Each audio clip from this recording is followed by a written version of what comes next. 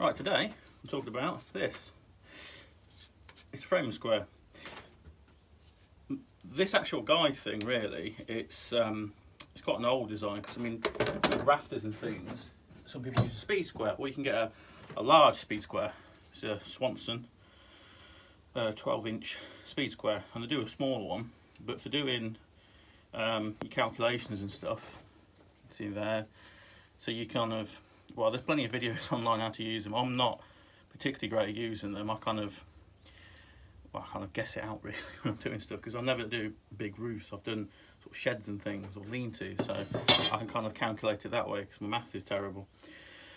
But one of the things is, if you're doing different, difficult angles and things, or you are doing stairs, for instance, this actual guide fence is great. And I got the idea originally from Robin Clevitt, who's a British carpenter. But I saw an Essential Craftsman, someone had made him one, and normally they'd sort of have a bit section in the middle, and you just cut in from either side, but they only had this sort of thin stock.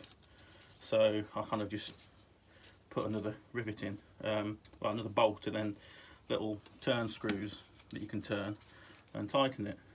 But it allows you to move it wherever you want on the scale, and then get your angle right for doing your hip rafters, and if you're doing stairs and things like that. But I mean, I used it to help me build a swing to get the angles right, as well with an angle finder that I bought, which was useful. It's only a small thing. If you're doing trim work and that, though, this thing is great. And it's a Starrett. I think they do like a fancy metal one as well, but this was a lot cheaper than that. It was still like, I think 20 quid or something. But the fact you can get your angles and stuff with it, it's really handy. So I think having one of these in your toolkit is pretty important.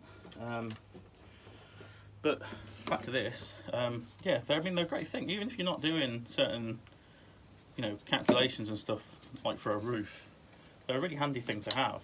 And of course, you just sort of slacken it all off, and you've got yourself your framing square. And this one's just a cheap one by Magnuson from Screwfix. But obviously, it's metric. But I've also got the Imperial side, so I can kind of work with that, because I was taught old school, so I'm not very good with metric. Sorry. It's just easy sometimes if you say 12 inches rather than whatever is it, millimeters. And if you're doing kitchens and fine stuff, I understand using metric, but fencing stuff, you're working in feet, or old school yards or meters. But in general, inches tend to be a lot more favourable for me, because I'm terrible at math, which is not very good if you're a woodworker. Getting the guide things is a bit tricky sometimes, but just slapping it all off. Should get it all in. Get it all back again. But yeah, I mean, they're a handy thing to have, and I'm pleased I made one, because it's come in useful a couple of times. But overall, they're a simple thing to make, really. They're just a couple of wing nuts, washers, cut them down, and you've got yourself like something that you'll have. I mean, you'll have the guide for years. I mean, these tend to bend or something if you leave them out and about. And I mean, this, I don't know if you can really tell, but the markings on it, they're not imprinted, so eventually they rub off, which is what happened with my old one. It just kind of got old, and I thought, wow, I'll invest in a newer one. So yeah, it's a cool thing to have, and they're pretty useful. So if you ever get a chance to make one, and if you need one, they're pretty simple to make and pretty handy. All right, bye.